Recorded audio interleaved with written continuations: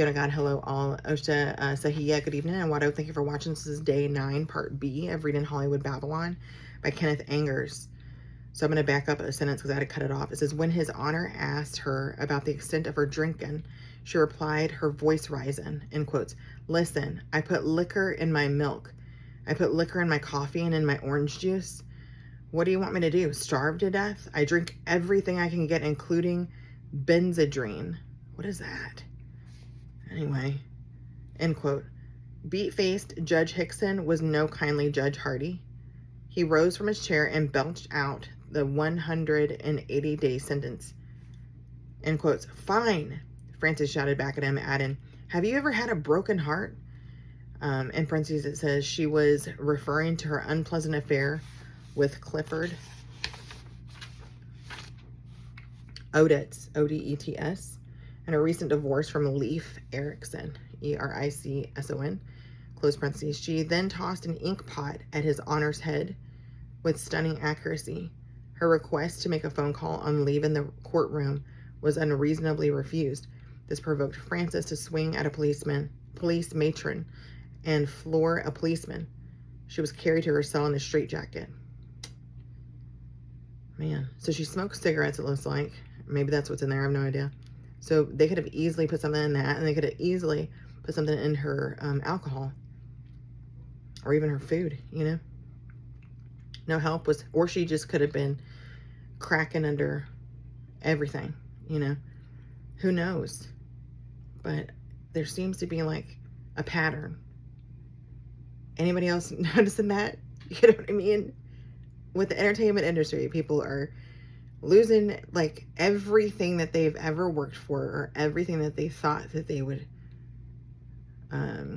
whatever they were striving to achieve. And it's like their souls were broken because of the things that were exposed while they were working. You know what I mean?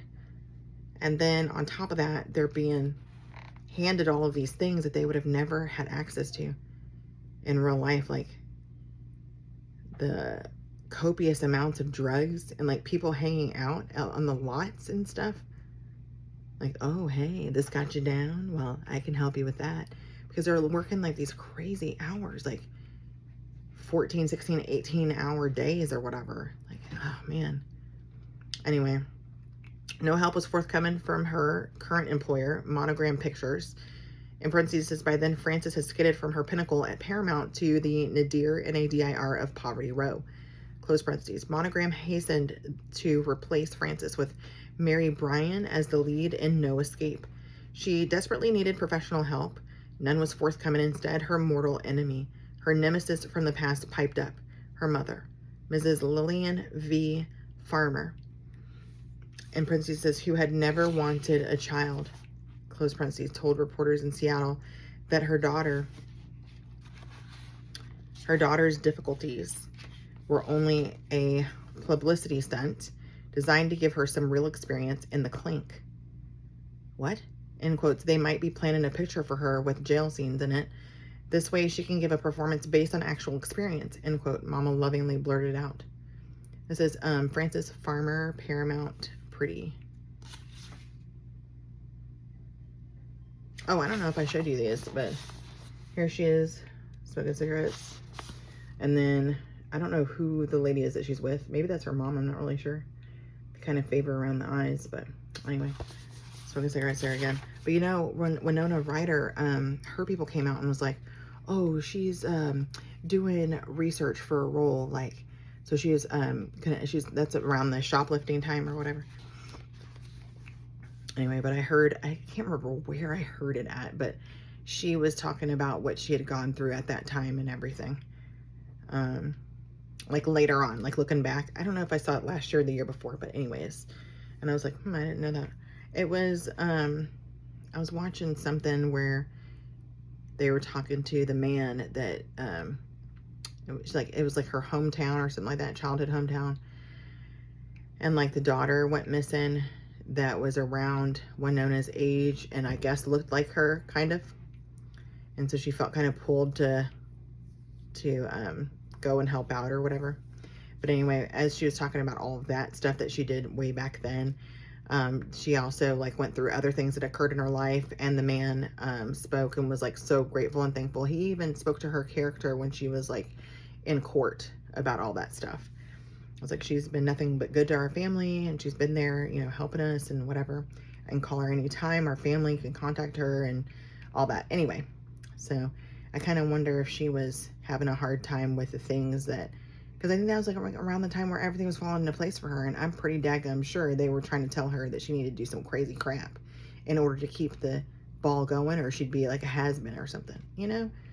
Anyway, dear Mama Farmer, in parentheses says she seemed to have crawled out of some very grim fairy tale, close parentheses, wiggled her fat ass down to Hollywood, declared her daughter a mental incompetent, and signed the commitment papers. She blamed Francis's nervous breakdown on world communism. Francis had refused to accept work detail in prison. From there, she was now shoved into a private sanitarium to face the grueling prospect of daily insulin shock treatments, oh my God, for 3 months. In parentheses, says a treatment which has since been thoroughly discredited, close parentheses. After the horrors of the sanitarium, 10 years of utter hell and the snake pit lay ahead.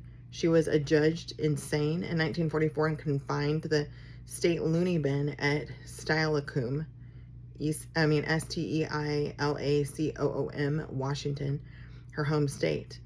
In parentheses, be it ever so humble, ... close parentheses. I'm sorry, but like if you're ordered to go to jail, I feel like that's going to be like extremely shocking. And then if you're like forced into like some sort of asylum or something, is there any coming back from that? Because like it would just be terrifying. Anyway, and then to have those treatments and that, like, I mean, my lord. Her confinement there was the most gruesome ordeal any screen personality was ever forced to endure. The most unbearably tragic of all Hollywood tragedies. She had been unhappy in the purgatory of Hollywood, where her talent felt, quote-unquote, constricted by silly, superficial roles in dopey movies. Her merciless stars delivered her unto the hell of straitjackets, leather straps, and raping, sadistic, bull-dyke guardian devils. Come and get it, indeed. Good Lord. Her downfall brought forth little compassion in the glamour town, which had exploited her. She had been a difficult, quote-unquote, troublemaker. They were glad to be rid of her.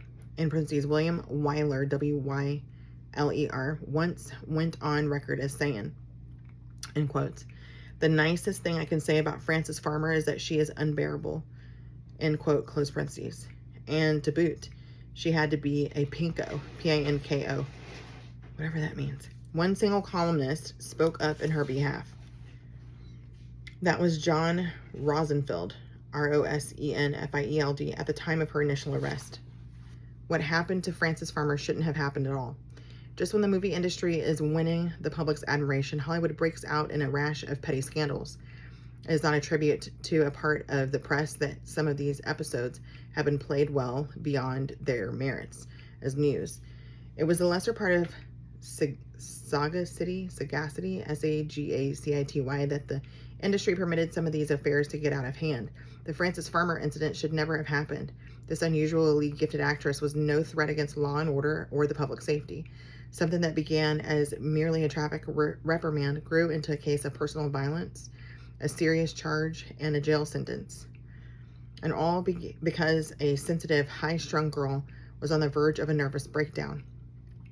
Miss Farmer, who is no prodigy of emotional stability or sound business management, needed a lawyer one unhappy night last winter. A helping hand might have extradited her immediately from nothing more than a traffic violation. The terrible truth is that she stood alone and lost. Rosenfeld's was the only note of compassion. Why does it say that? It's R-O-S-E-N-F-I-E-L-D''S. So why doesn't it just say Rosenfeld was the only note of compassion? I don't know. The rest of the press coverage followed the lethal lead of Lolly Parsons, who snickered. End quotes, Hollywood Cinderella girl has gone back to the ashes on a liquor-slicked highway, end quote. Genius and madness composed Janice-faced creativity. Janus, of all the Hollywood Magdalens, Magdalenes, who have drunk at the well of madness, Clara Bow, Gail Russell, Jean Tierney, we nominate as their patron, Francis Saint. It says Francis committed to hell.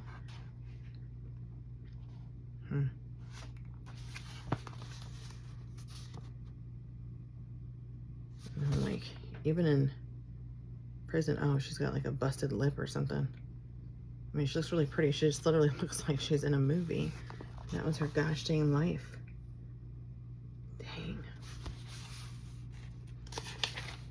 All right, CHOP suicide. The suicide syndrome surfaced again in the 40s with the sleeping pill deaths of Julian Eltinge, Eltinge, in 1941, and of sad clown Joe Jackson in 1942.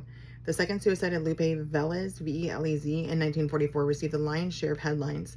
Lupe had been a part of the Hollywood scene since the late 20s. When the go-getting teenager had come up from Mexico City to conquer the movies, she was spotted by Doug Fairbanks, who gave her the lead opposite him in The Gaucho, and she was on her way. Lupe soon earned the pet name, quote-unquote, Mexican Spitfire, for irrepressible gaiety, G-A-I-E-T-Y, and fiery temper. She lost no time in assaying the Hollywood Mail. Her first affair was with John Gilbert, in parentheses, who needed a strong rebound antidote to Garbo, close parentheses. In 1929, she took up with her Wolf Song leading man, young buck Gary Cooper. Theirs was a wild affair, but after several months of Lupe's insatiable, pungent tantrums, an exhausted Coop begged out. When a startling specimen of manhood named Johnny Weissmuller arrived in Hollywood, still wet from his LA Olympics swimming triumph, Lupe zeroed in, and Tarzan found a mate in a tempestuous union that lasted till their divorce in 1938. Always the child. Lupe just couldn't understand why Johnny would get mad when she'd flash her charms at Hollywood parties by flinging her dress over her head. She was always innocent of lingerie. What? Oh, I just can't understand. Of course, come on. Lupe, Tarzan's mate.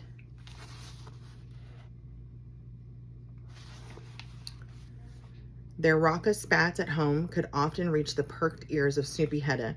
Right across the street, their most public tiff occurred one night at Ciro's, C-I-R-O, when Johnny tossed a food-laden table at Lupe's meowing puss. What the heck? The love-hate madness of their intense passion often left Lupe marks on Weissmuller's godlike torso, strawberry hickeys on that Thor throat, annular bites on his perfect pecs, eloquent scratches on his ivory back. The makeup man on MGM's Tarzan sets had his work cut out for him. It was a rare Hollywood example of married amour fou, F-O-U, amour, A-M-O-U-R. What?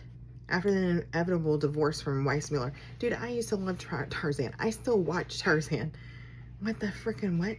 After the inevitable divorce from Weissmuller, man addict, Lupe's tortured flings were frequent and brief.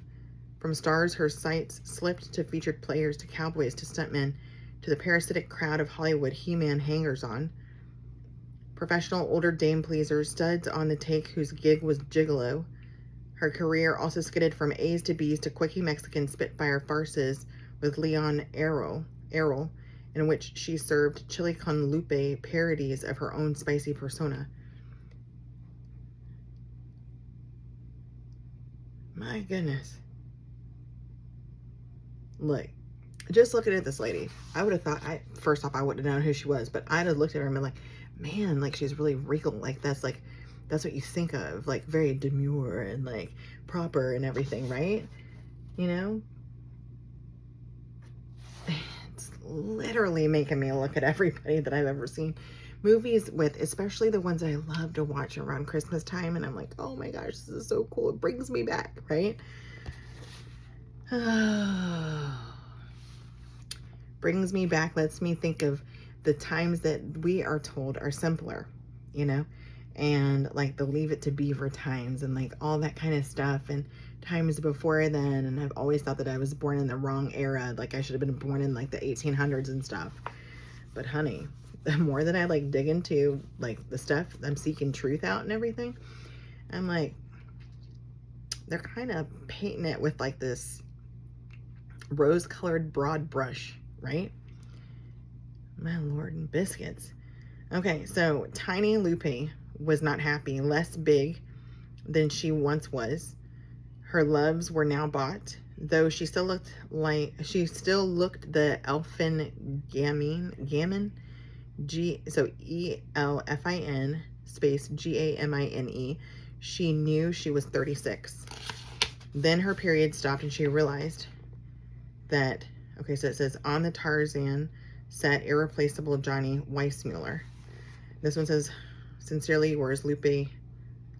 I can't remember her name. I have to flip back and I don't want to. So, anyways, and then here we go. Goodness.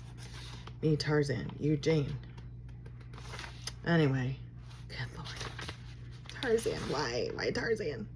Then her period stopped and she realized that Harold, H-A-R-A-L-D, Raymond, her latest, had knocked her up. Big deal. Call for the doctor Kilcare, Kilkare, in parentheses, the joke name for Tinseltown's leading abortionist. Close parentheses, question mark. Forget it. Lupe, the gyrating, cunt-flashing Hollywood party girl, was in her heart of hearts the Snow White Virgin of her first communion in San Luis Potosi, an odd adorer of Nuestra Senora dos Grandes Dolores. Yes, I was pretty country in Spanish class, just saying. And on your knees girl, like her buddy Navarro, devout Mexican Catholic. She could not bear to snuff the gigolo's fetus within her. Rather, she would doom herself to eternal torments by committing her own murder by herself. What? In parentheses, the punishments awaiting her for that could not be worse than the still of the night void. The Miss Johnny emptiness suffered every second in her prison mansion on North Rodeo Drive, close parentheses. The mortgage was overdue on this outmoded Zorro-era pile. Lupe was by now completely zonked by debt. In parentheses, like Wagner, like Wilde, like Isadora, she belonged to that skittish, ecstatic coterie. The creditors be damned school. The world owes me everything elite. Close parentheses. Back in 44, a star name could still attract grocery and deli credit in the newly rich township of Beverly Hills. So the motorized charge account chariots wended, W-E-N-D-E-D, their way to Lupe's hacienda laden with bubbly and gourmet Mexican delights, the spicy makings of a sumptuous Dias dos Muertes feast. Enough fresh flowers arrived to smother a gangster's funeral, masked gardenias, sheaves of tuberoses, emitting fragrances to make an army faint. All on account, in parentheses, sign here please, Miss Velez, close parentheses. Of course, she'd never pay. What are pequeño venil, V-E-N-I-A-L, sins in Inferno against the heavy she was signing for? Lupe planned her last night on Earth as punctiliously, Punctiliosly,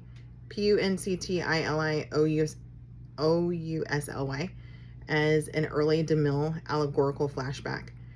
In parentheses, the Spitfire had told her loaded companions at the Troc, T-R-O-C, 3 nights before, as she downed her 10th tequila sunrise, end quotes, I know, I'm not worth anything, I can't sing well, I can't dance, end quote. She snagged the waiter for another round, end quotes, and it comes from mi corazon, or I wouldn't say these things, end quote. Consummate actress off screen, she cued her pals for the horrified denials, the eyes imploring heaven, Greco glances, the desperately desired fair flattery, heartfelt praise, end quotes. No, Dollink, D-O-L-L-I-N-K. You are wonderful, V-U-N-E-R-F-U-L, Lupita Cherie, end quote. The Spitfire could not succeed in obliterating the memory of the cad, the heartless heel, her Nicky Arnstein, Harold Raymond, who'd knocked her up and taken the news with his get-lost look, his so-what shrug. Harold was darkly handsome.